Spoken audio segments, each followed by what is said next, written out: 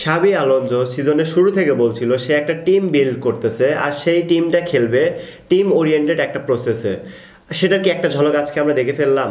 আজকে রিয়াল মাদ্রিদের সেকেন্ড গোলটার কথা যদি বলি, যেটা কিলিয়ান এমবাপ্পের পাস থেকে কামাভিঙ্গা গোলটা করেছে, সেই গোলটার দিকে আপনি যদি একবার লক্ষ্য করুন তাহলে পুরো প্রসেসটা মানে এত সুন্দর একটা গোল, একটা টিম গোল বলতে পারেন এইটাকে।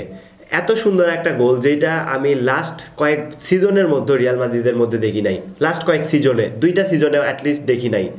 রিয়াল মাদ্রিদ যে এইভাবে খেলতে পারে এইটা শাবি আলোনসো প্রমাণ করে দিল আরেকবার। লাস্ট কিছু ম্যাচে রিয়াল মাদ্রিদ ভালো করতেছিল না, মাদ্রিদের খুব খারাপ অবস্থা যাচ্ছিল, লা লিগার রেলিগেটেড টিমের সাথে ড্র করতেছিল, সেটা মাদ্রিদের জন্য একটা লজ্জাকর বিষয়। কিন্তু এই অ্যাথলেটিক ক্লাবের সাথে যে ম্যাচটা রয়েছে আজকে, এই ম্যাচে মাদ্রিদ জয়ের মাধ্যমে ৩-০ গোলের জয়ের মাধ্যমে তারা বুঝিয়ে দিয়েছে তারা লা লিগার বেস্ট ক্লাব, তারা ওয়ার্ল্ডের বেস্ট ক্লাব, তারা চ্যাম্পিয়ন্স লিগের বেস্ট ক্লাব।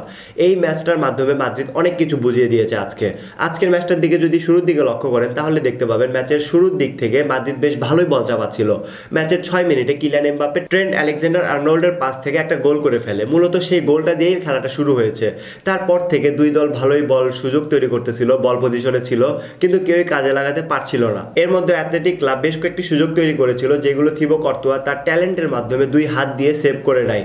আর ম্যাচের ৪২ মিনিটে ইডুয়ার্দো কামাভিঙ্গা কিলিয়ান এমবাপ্পে অ্যাসিস্ট থেকে একটা গোল করে, যেটা কিনা ছিল একটা টিম গোল, যেটার কথা শুরুতে বললাম। আর তারপরে ম্যাচের 58 মিনিটে ইনজুরি কারণে উঠে যেতে হলো ট্রেন্ট আলেকজান্ডার আর্নল্ডকে, যে কিনা কিছুদিন আগে ইনজুরি থেকে ফিরে এসেছিল। আর সে যদি ইনজুরিতে যায় তাহলে মাদ্রিদের রাইট ব্যাক পজিশনে একটু প্রবলেম হওয়ার সম্ভাবনা রয়েছে।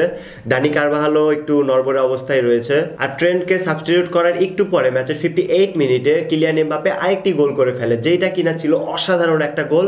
ডিবক্সের অনেকটা বাইরে থেকে কিলিয়ান এমবাপ্পে এত সুন্দর একটা গোল করে যেটা গোলকিপার আটকানোর মতো কোনো সম্ভাবনাই ছিল না।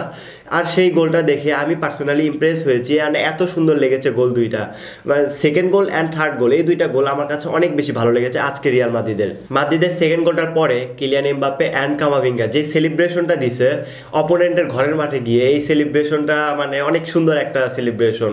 তাদেরকে একদম ডমিনেট করে তাদের ঘরের মাঠে এই রকম ধরনের সেলিব্রেশনের অসাধারণ একটা গেম। আর পুরো ম্যাচটা দেখার পরে একটা কথা বলতেই হয়, আজকে রিয়াল মাদ্রিদের এগেইনস্টে অ্যাথলেটিক ক্লাবের যদি কোনো একটা প্লেয়ার ভালো খেলে থাকে তাহলে সেই প্লেয়ারটা হচ্ছে যে নিকো উইলিয়ামস ব্যতীত অন্য কোনো একটা প্লেয়ারকে দেখে মনে হচ্ছিল না তারা আসলে জিততে চায়, যাকে পরে সাবস্টিটিউট করে নেওয়া হয়েছে। অবশ্য নিকো উইলিয়ামসকে সাবস্টিটিউট করে নেওয়া হয়েছে, কিন্তু আমি যতটুকু দেখতে পেয়েছি নিকো উইলিয়ামস একমাত্র প্লেয়ার যে কিনা জেতার জন্য খেলতেছিল।